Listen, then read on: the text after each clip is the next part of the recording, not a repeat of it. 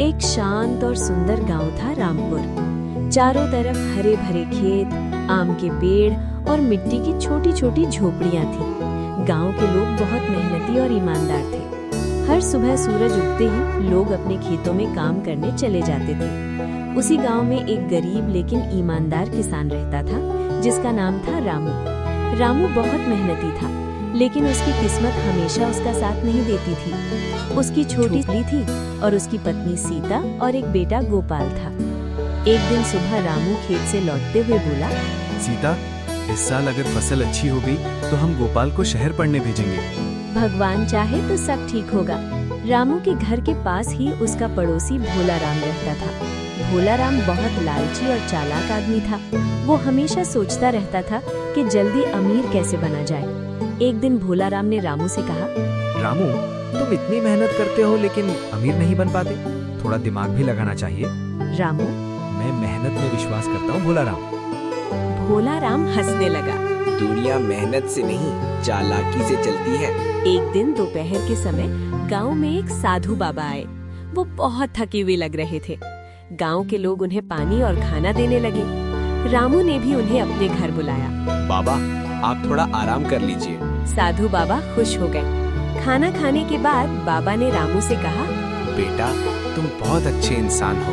मैं तुम्हें एक रहस्य बताता हूँ। साधु बाबा ने धीरे से कहा, जंगल के अंदर एक पुराना पेड़ है।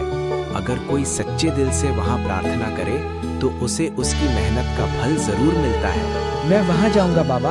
लेकिन पास में खड़ा भोला राम ये सब सुन रहा था। उसकी आंखों में लालच चमक उठा। अगले दिन सुबह रामू जंगल की तरफ चल पड़ा। जंगल बहुत घना था। चारों तरफ बड़े बड़े पेड़ और अजीब आवाजें आ रही थीं। काफी देर चलने के बाद उसे वो पुराना पेड़ दिखाई दिया। पेड़ बहुत घना और विशाल था।